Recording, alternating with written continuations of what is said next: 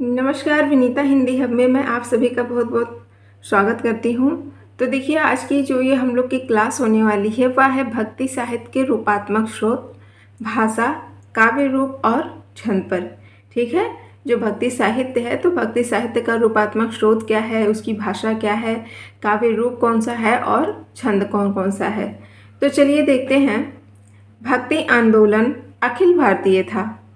क्या दिया हुआ है कि जो आपका भक्ति आंदोलन हुआ वो कैसा था, अखिल भारतीय था, यानी कि संपूर्ण भारत में फैला हुआ था। अखिल का अर्थ होता है संपूर्ण या समस्त। ठीक है, इसका परिणाम यह हुआ कि लगभग पूरे देश में मध्य देश की काव्य भाषा हिंदी ब्रज भाषा का प्रचार प्रसार हुआ। ये जो भक्ति आंदोलन हुआ तो वह पूरे भारत में था, तो इसका परिणाम यह हुआ कि लगभग पूरे देश में जो मध्य देश की काव्य भाषा हिंदी और ब्रज भाषा है तो उसका प्रचार और प्रसार हुआ। नामदेव यदि अपनी भाषा अर्थात मराठी में और नानक देव पंजाबी में रचना करते थे तो वे ब्रज भाषा में भी रचनाएं करते थे। देखिए क्या दिया हुआ है, कल मैंने आप लोग को दो संतों के बारे में पढ़ाया था, नामदेव और नानक देव के बारे में बताया था। तो वही इसमें दिया हुआ है कि जो नामदेव हैं तो नामदेव कहाँ से बिलोंग करते थे, महाराष्ट्र से। ठीक है, तो उनकी जो भाषा थी तो वो किस प्रकार की थी, मराठी भाषा थी। और जो नानक देव हैं वो पंजाब के थे तो उनकी भाषा पंजाबी थी। तो यही कहा जाता है कि जब नामदेव और नानक देव अगर रचनाएं लिखते थे अपनी अपनी भाषा में यानी कि मराठी और पंजाबी में, तो उसके साथ साथ वे उन रचनाओं को ब्रज भाषा में भी लिखते थे। ठीक है, 14वीं शती में दिल्ली में केंद्रीय सत्ता स्थापित होने के बाद जब सड़कें आदि बड़े पैमाने पर बनी, व्यापार की बढ़ोतरी हुई तो देश के विभिन्न क्षेत्रों के लोगों का मिलना जुलना भी ज़्यादा बढ़ा। देखिए 14वीं शती के समय में जब दिल्ली में केंद्रीय सत्ता स्थापित होती है उसके बाद सड़कें इत्यादि बहुत बड़े पैमाने पे बनने लगती है, व्यापार भी बढ़ता है, तो देश के जो विभिन्न क्षेत्रों में लोग हैं तो उनका मिलना जुलना भी बहुत ज़्यादा बढ़ जाता है। इनमें सैनिक, व्यापारी तथा साधु संत अधिक होते थे। डॉक्टर रामविलास शर्मा के अनुसार, देखिए यहाँ पर डॉक्टर रामविलास शर्मा क्या कहते हैं इसके बारे में। 15वीं शती, 16वीं शती और 17वीं शती में यहाँ व्यापार की बड़ी बड़ी मंडियाँ कायम होती हैं। 2500 नगर व्यापार और सांस्कृतिक आदान प्रदान के केंद्र बनकर उठ खड़े होते हैं। लोहे और कपास का सामान काफ़ी बड़े पैमाने पर तैयार किया जाता है। सैकड़ों वर्ष के बाद सामाजिक जीवन की धुरी गांव से घूमकर नगर की ओर आ जाती है। देखिए क्या कहते हैं कि सैकड़ों वर्ष यानी कि बहुत वर्ष लगे जब सामाजिक जो एक जीवन की सामाजिक धुरी है तो वह गांव से घूम करके किस तरफ आ जाती है, नगर की तरफ आ जाती है। ठीक है, यानी गांव से शहर की ओर। इस समय सामाजिक जीवन की बागडोर सामंतों के साथ साथ व्यापारियों के हाथ में आ जाती है। देखिए ये जो समय रहा है भक्ति आंदोलन का, तो इस समय सामाजिक जीवन की जो बागडोर है तो यहाँ पर दिया है कि सामंत का मतलब जमींदार होता है।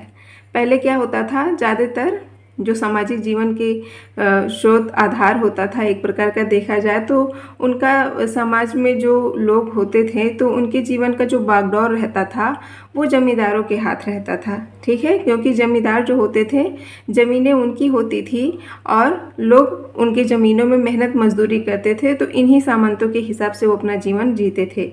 तो क्या है कि इस समय सामाजिक जीवन की जो बागडोर है सामंतों यानी जमींदारों के साथ साथ व्यापारियों के हाथ में भी आ जाती है।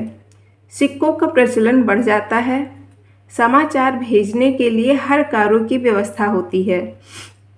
देखिए अगर कहा जाए जो समाचार पत्र भेजा जाता था इधर उधर, तो अगर आपसे पूछा जाए तो आपके दिमाग में तुरंत एक शब्द आएगा, डाकिया। जो डाकिया होते हैं वो क्या करते हैं, पत्रों को इधर उधर ले जाते हैं। तो ये हरकार जो होते हैं तो समझिए हरकार इन्हीं को बोला जाता है। ठीक है, देखिए जो हरकार होते हैं तो इनका मुख्य जो कार्य होता है तो जैसे किसी प्रकार का संदेश हो गया या चिट्ठी हो गई तो वो एक स्थान से दूसरे स्थान तक पहुंचाने का कार्य करते हैं हरकार। ठीक है, उन्हीं को हरकार बोला जाता है। तो समाचार भेजने के लिए हरकारों की व्यवस्था होती है, एक प्रकार का डाकिया समझ लीजिए आप लोग। आज की भाषा में कहे तो एक प्रकार की दूर संचार व्यवस्था कायम होती है। इससे मध्य देश की भाषा के प्रचारित प्रसारित होने की स्थिति तैयार होती है। भक्ति साहित्य अखिल भारतीय है। देखिए ये चीज़ बार बार आ रहा है कि जो भक्ति साहित्य है वह किस प्रकार का है, तो अखिल भारतीय है, यानी कि संपूर्ण भारत में फैला हुआ है क्या, भक्ति साहित्य।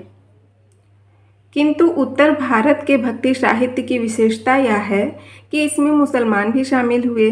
दक्षिण भारत के भक्ति साहित्य में जायसी, रहीम और रसखान जैसे मुसलमान रचनाकारों का नाम नहीं सुनाई पड़ता। संभवतः भक्त कवियों की इतनी अधिक संख्या केवल हिंदी में है। देखिए यहाँ पर क्या दिया हुआ है कि उत्तर भारत के भक्ति साहित्य की विशेषता यह है कि इसमें मुसलमान भी शामिल हुए।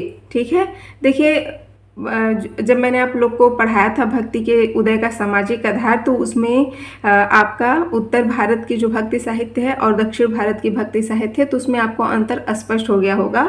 लेकिन एक शॉर्ट कट में मैं आपको बता देती हूँ। देखिए जो आपका दक्षिण भारत का जो भक्ति साहित्य है, तो उसमें क्या होता है, देखिए इसकी जो उत्पत्ति हुई थी, इसमें भक्ति आंदोलन का प्रारंभ 7वीं शताब्दी से लेकर के 10वीं शताब्दी के मध्य में हो जाती है। ठीक है, और ये जो दिया हुआ है ना कि इसमें मुसलमान जैसे ये सारे जो रचनाकार हैं, मुसलमान रचनाकारों का नाम नहीं सुनाई पड़ता है। क्यों?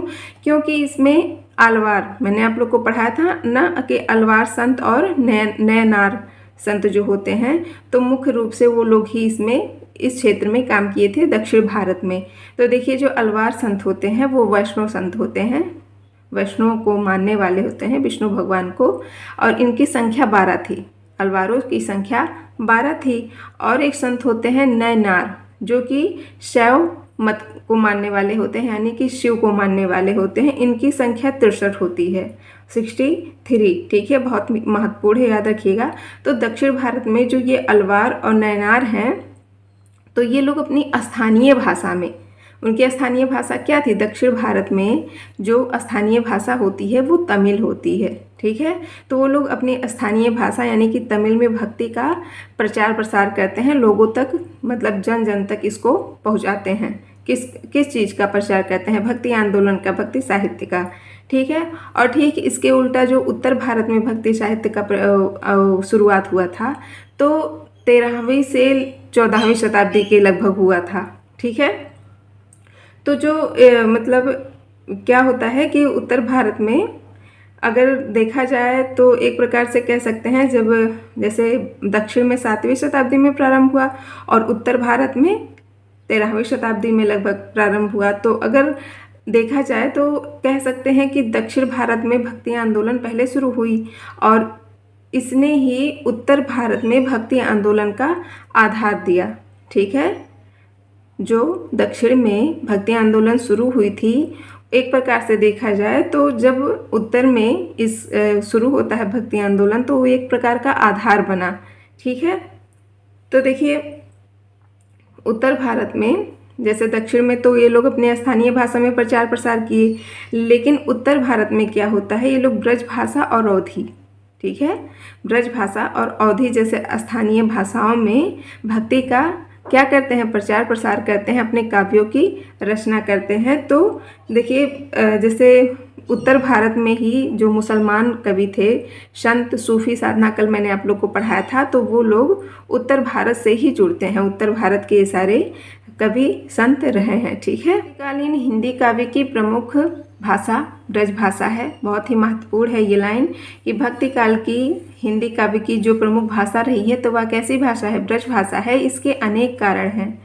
परंपरा से पछाही बोली, पछाही का मतलब पश्चिमी होता है, तो परंपरा से पछाही बोली शौरसेनी मध्य देश की काव्य भाषा रही है। ब्रज भाषा आधुनिक आर्य भाषा काल में उसी शौरसेनी रूप थी। ठीक है, इसमें सूरदास जैसे महान लोकप्रिय कवि ने रचना की और वह कृष्ण भक्ति के केंद्र ब्रज की बोली थी, जिससे यह कृष्ण भक्ति की भाषा बन गई, यानी कि ब्रज भाषा। ठीक है, भक्ति काव्य की ब्रजभाषा प्रवाह के कारण ब्रजभूमि के बाहर भी काव्य भाषा के रूप में स्वीकृत हुई। यानी कि भक्ति काव्य की जो ये ब्रजभाषा है तो वह प्रवाह के कारण मतलब उसका प्रचार प्रसार इतना ज़्यादा होता है कि वह ब्रजभूमि के बाहर भी क्या होती है, काव्य भाषा के रूप में स्वीकृत होती है, स्वीकार होती है। ठीक है, इसीलिए बाद में कहा गया कि ब्रजभाषा हेतु ब्रजवास ही ना अनुमानो। देखिए ये जो एक कोटेशन दिया हुआ है, लाइन दी हुई है, तो यह आपका भिखारी दास ने कहा है। इसके बारे में क्या कहा है कि ब्रजभाषा हेतु ब्रजवास ही न अनुमानो, यानी कि ब्रज क्षेत्र में निवास करने वाले ही ब्रजभाषा के अधिकारी नहीं हैं। ठीक है, यानी कि जो ब्रज क्षेत्र में निवास करते हैं केवल उनके लिए ही ब्रजभाषा नहीं है बल्कि और लोगों के लिए भी है। मुख्य रूप से ब्रजवासी का अधिकार इस भाषा पे नहीं है। ठीक है, पूर्व मध्यकालीन साहित्य में ब्रजभाषा एक प्रकार से भक्ति काव्य का पर्याय बन गई है। यहाँ तक कि सुदूर दक्षिण और पूर्व के रचनाकारों ने भी ब्रजभाषा में रचना की। यानी कि जो एक प्रकार से देखा जाए तो ब्रजभाषा जो है वह संपूर्ण देश में फैली हुई भाषा थी। बहुत सारे लोगों ने केवल उत्तर भारत में ही नहीं बल्कि दक्षिण भारत में, पूर्व में सभी रचनाकारों ने किस में रचना की, ब्रजभाषा में रचना की। ठीक है, बंगाल असम में ब्रजभाषा प्रभावित बंगला असमिया को ब्रजबुली कहा गया। देखिए क्या है, ब्रजबुली किस किस भाषा से प्रभावित है, तो बंगाल असम में ब्रजभाषा से प्रभावित बंगला और असमिया को क्या बोला जाता है, इसको क्या नाम दिया गया, ब्रजबुली नाम दिया गया। ठीक है, बहुत ही महत्वपूर्ण है, अंडरलाइन कर लीजिएगा आप लोग। भक्ति काल की दूसरी भाषा अवधी है। देखिए अभी तक आप लोगों ने ब्रजभाषा के बारे में पढ़ा, अब अवधी की बारी आती है कि भक्ति काल की जो दूसरी भाषा है वह कैसी है, अवधी है। यद्यपि यह ब्रजभाषा जितनी व्यापक नहीं। ठीक है, अवधी में काव्य रचना प्रधानता रामपरक और अवध क्षेत्र के ही कवियों द्वारा हुई है। हिंदी के सूफी कवि अवध क्षेत्र के ही थे, फिर भी यदि उन्होंने अवधी में प्रबंध काव्य लिखे तो उसकी कोई परंपरा अवश्य रही होगी। प्राकृत पैंगलम के अनेक छंदों की भाषा अवधी कहीं कहीं व्यवस्थित रूप में दिखलाई पड़ती है। प्राकृत पैंगलम मैंने आप लोग को कई बार बताया, बहुत ही महत्वपूर्ण रचना है, लक्ष्मीधर ने इसको लिखा है। तो इसमें क्या दिया है कि जो प्राकृत पैंगलम है तो उसके अनेक छंदों की भाषा अवधी कहीं कहीं व्यवस्थित रूप में दिखलाई पड़ती है। ठीक है, राहुल जी ने पौंचर्यू की भाषा में कुंजी के शब्दों को अवधी कहा है। देखिए ये क्या है, अंडरलाइन करिएगा सबसे पहले आप लोग इसको कि राहुल जी ने, यानी कि जो राहुल सांकृत्यायन है उन्होंने पौंचर्यू की भाषा में कुंजी पौंचर्यू जो है वह किसकी रचना है, तो स्वयंभू की रचना है। देखिए जो पौंचर्यू स्वयंभू ने लिखा है तो याद रखिएगा अपभ्रंश भाषा में लिखा है। ठीक है, जो आपके स्वयंभू जी हैं वो एक जैन कवि थे, उन्होंने इसे किस भाषा में लिखा है, अपभ्रंश भाषा में लिखा है।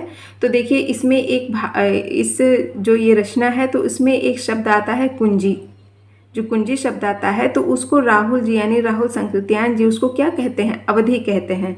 देखिए जो कुंजी होता है, देखिए ध्यान से सुनिएगा कि जो सबसे पहले तो जानिए कि जो जैन धर्म है तो जैन धर्म में जो राजा राम, ये जब जो आपका है पौंचर्यू एक प्रकार का जैन रामायण है। ठीक है, राम कथा पर आधारित ये रचना है।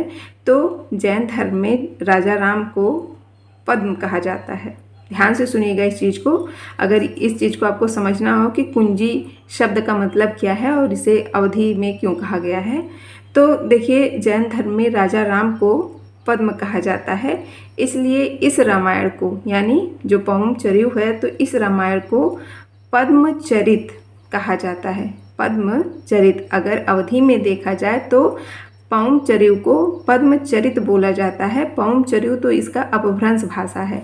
ठीक है, तो देखिए जो पद्म का मतलब होता है पद्म, तो उसी को क्या कहते हैं, कुंजी कहते हैं। ठीक है, अगर कुंजी, ये जो कुंजी है तो कुंजी शब्द का अर्थ पद्म होता है और पद्म किसे कहते हैं, कमल को कहते हैं। ठीक है, और कमल शब्द क्या है, अवधी है। तो यही दिया है कि राहुल जी ने पौंचर्यू की भाषा में कुंजी का जो एक शब्द आया है वह उसे अवधी कहा है। संभवतः अवध क्षेत्र व्यापारिक या सैनिक दृष्टि से 14वीं और 15वीं शती में महत्वपूर्ण रहा हो।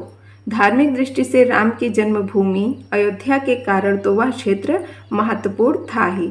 खड़ी बोली में उस समय रचना अवश्य होती रही होगी, जैसा कि अमीर खुसरो की कविताओं से प्रकट है, किंतु उसकी कोई परंपरा नहीं मिलती।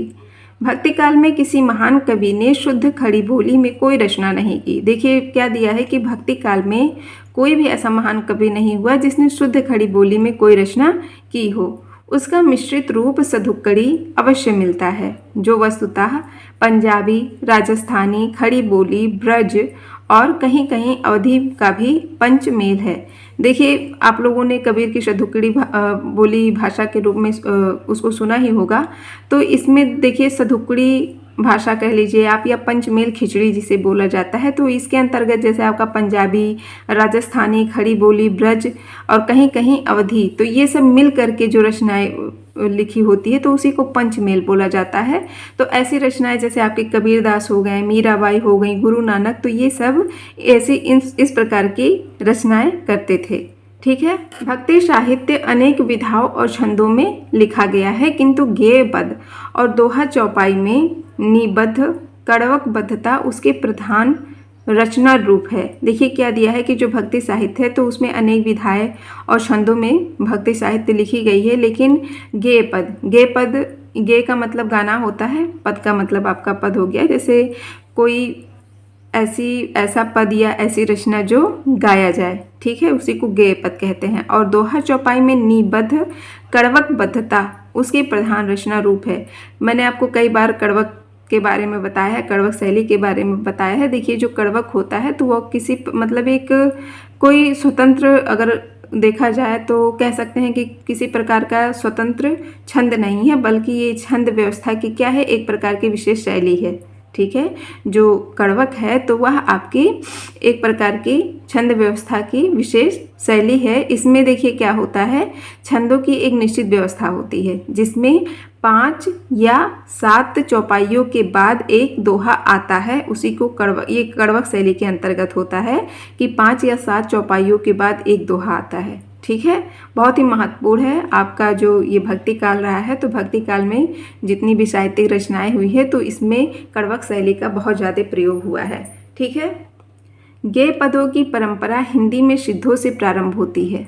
देखिए जो गेय पद होती है उसकी परंपरा कब से प्रारंभ होती है, सिद्धों से प्रारंभ होती है। नामदेव, नानक, कबीर, सूर, तुलसी, मीराबाई आदि ने गेय पदों में रचना की है।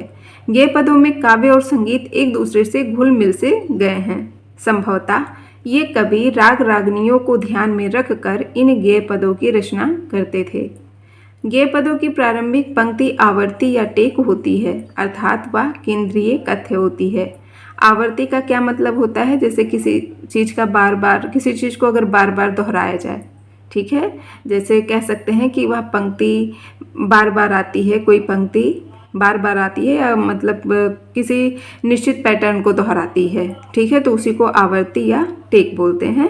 तो जैसे अगर आपसे कहा जैसे आप कभी कभी क्या होता है, सोते वक्त रात में सोए या दिन में सोए तो कोई एक ऐसा सपना जो आपको हमेशा आता रहता है, बराबर आप देखते हो, तो आप कहते हो ना कि ये सपना है मेरा एक, कि मतलब मुझे वो सपना बार बार आता है, हमेशा पता नहीं क्यों मैं ये सपना बार बार देखती हूँ। ठीक है, तो उसी को आवर्ती या टेक कहते हैं, जो बार बार आता रहता है। ठीक है, तो गेय पदों की प्रारंभिक पंक्ति आवर्ती या टेक होती है, अर्थात वह केंद्रीय कथ्य होती है। केंद्रीय कथ्य का मतलब होता है कि मतलब ऐसा विचार जो पूरी कहानी को एक सूत्र में पिरोता है और लेखक का इसमें मुख्य संदेश भी छुपा रहता है, कहानी का वो केंद्र होता है। ठीक है, बीच की पंक्तियों में उस कथ्य की व्याख्या होती है। देखिए ये गेय पद की बात हो रही है कि गेय पद कैसे होते हैं, तो प्रारंभ में पंक्ति या आवर्ती या टेक होती है और उसका जो केंद्र होता है वो कथ्य होता है। ठीक है, और बीच की पंक्तियों में उस कथ्य की व्याख्या होती है और अंतिम पंक्ति में रचनाकार अपना नाम डालकर गेय पद समाप्त करता है। वह अपने अनुभव से गेय पद के केंद्रीय कथ्य को सत्यापित करता है। ठीक है, दोहा चौपाइयों की परंपरा भी सरहपा से मिलने लगती है, किंतु सरहपा ने कोई प्रबंध काव्य नहीं लिखा। लगता है दोहा चौपाइयों में प्रबंध काव्य लिखने के लिए अवधि की प्रकृति अधिक अनुकूल है। जायसी पूर्व अवधि कवियों के भी अनेक काव्य चौपाई दोहे में कड़वकबद्ध मिले हैं, जैसे भीम कवि का दंगवई पुराण। क्या दिया है कि जायसी के पूर्व अवधि कवियों के भी अनेक काव्य चौपाई दोहे में कड़वकबद्ध मिले हैं, जैसे भीम कवि। याद रखिएगा, दंगवई पुराण किसकी रचना है? तो भीम कवि की है। सूरजदास की एकादशी कथा। एकादशी कथा किसने लिखी है? सूरजदास ने लिखी है। पुरुषोत्तम का जैमिनी पुराण और ईश्वरदास की सत्यवती कथा, जो कि बहुत ही महत्वपूर्ण है परीक्षा की दृष्टि से। सत्यवती कथा किसने लिखा है? तो ईश्वरदास ने लिखा है। ठीक है, किंतु यह रचना रूप सूफी कवियों, विशेषतः जायसी के हाथों अत्यंत परिष्कृत हुआ है। यानी कि ये जो रचनाओं के रूप रहे हैं, तो सूफी कवियों, खास करके जायसी क्या थे? सूफी कवि थे, यानी कि मुसलमान कवि थे, तो उनके हाथों बहुत ही ज़्यादा परिष्कृत हुई है। जायसी का पद्मावत आपकी किस भाषा में है? अवधी भाषा में है। तो एक प्रकार से देखा जाए तो ये उदाहरण के रूप में बताया जा रहा है कि ये जो आपका अवधि रहा है, तो विशेषकर किसके हाथों से परिष्कृत हुआ है? तो जायसी के हाथों से हुआ है। ठीक है, तुलसीदास ने इसे चरमोत्कर्ष पर पहुंचा दिया।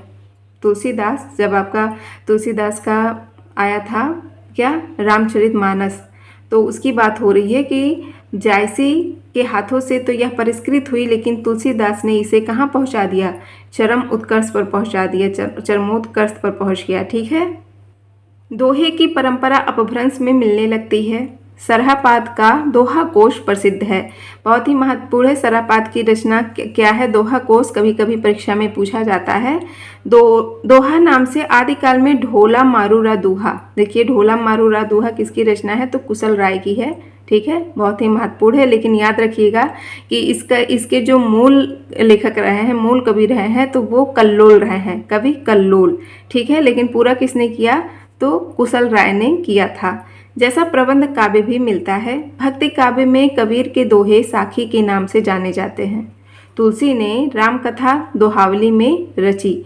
दोहे का ही एक रूप सोरठा है। ठीक है, सोरठा क्या है? दोहे का ही एक रूप सोरठा है। अंडरलाइन आप लोग भी कर लीजिएगा। छप्पै सवैया कवित्व भुजंग प्रयात बावे हरि गीतिका आदि भक्ति काव्य के बहुप्रयुक्त छंद हैं। देखिए, छंदों की बात हो रही है। क्या क्या कि छप्पै सवैया कवित्व भुजंग प्रयात बावे हरि गीतिका, ये सब आपके भक्ति काल में बहुत ही ज़्यादा प्रयोग में आने वाले छंद हैं। सवैया कवित्व हिंदी के अपने छंद हैं जो भक्ति काव्य में दिखलाई पड़ते हैं। इनकी स्पष्ट परंपरा पहले नहीं मिलती। ठीक है, भक्ति काल में मिलती है, लेकिन इसकी जो स्पष्ट परंपरा रही है वह पहले नहीं मिलती है। तुलसीदास ऐसे भक्त कवि हैं जिनकी रचनाओं में मध्यकाल में प्रचलित प्रायः सभी काव्य रूप मिल जाते हैं। यहाँ पर क्या दिया हुआ है कि तुलसीदास ही एकमात्र ऐसे भक्त कवि रहे हैं जिनकी रचनाओं में मध्यकाल में प्रचलित जितने भी काव्य के रूप हैं वो सब मिल जाते हैं। ठीक है, तुलसी ने मंगल काव्य, नहछू, कलेऊ, सोहर जैसे काव्य रूपों का भी उपयोग किया है। तो क्या है? नहछू, कलेऊ विवाह के समय गाए जाने वाले, और सोहर पुत्र जन्म के समय गाया जाने वाला गीत है। तो ये सारे जो गीत हैं जो मंगल काव्य के लिए गाया जाता है, मंगल गीत हो गया, नहछू के गीत हो गए, कलेऊ के गीत हो गए, सोहर के गीत हो गए, तो ये सब किनकी रचनाओं में मिल जाते हैं? तुलसीदास की रचनाओं में मिल जाते हैं। ठीक है, आदिकाल में विविध छंदों में प्रबंध काव्य रचने की प्रवृत्ति थी, यानी कि विशेषता थी। उदाहरण के लिए पृथ्वीराज रासों में छंद बहुत जल्दी जल्दी बदलते हैं। पृथ्वीराज रासों किसकी रचना है? चंद्रबरदाई की। तो यहाँ एक प्रकार का उदाहरण दिया हुआ है कि इसमें छंद बहुत जल्दी जल्दी बदलते हैं। सूरदास और तुलसीदास भी छंद परिवर्तन करते हैं, किंतु जल्दी जल्दी नहीं। ठीक है, यानी कि जो पृथ्वीराज रासो लिखा है चंद्रबरदाई ने, तो उसमें छंद बहुत जल्दी बदलते हैं। उसकी अपेक्षा जो सूरदास और तुलसीदास हैं वो भी छंद बदलते हैं, लेकिन इतनी जल्दी नहीं बदलते जितनी जल्दी इसमें बदला गया है। ठीक है, केशव की रामचंद्रिका में बहुत जल्दी जल्दी छंद परिवर्तित हुए हैं। ये एक उदाहरण के रूप में दिया हुआ है कि आदिकाल में विविध छंदों में प्रबंध काव्य रचने की प्रवृत्ति थी, उसके बारे में बताया गया है। इस प्रकार हम देखते हैं कि भक्ति आंदोलन के विकास में अनेक स्थितियों का योगदान है।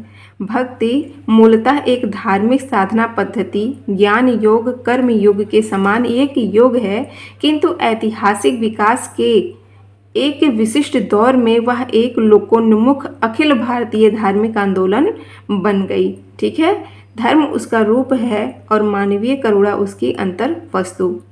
हिंदी साहित्य के इतिहास का भक्ति काल इसी धार्मिक आंदोलन पर आधारित है। साहित्य में यह विविध विधाओं एवं कलात्मकता से युक्त होकर उत्कृष्ट रचनाओं के रूप में प्रकट हुआ है।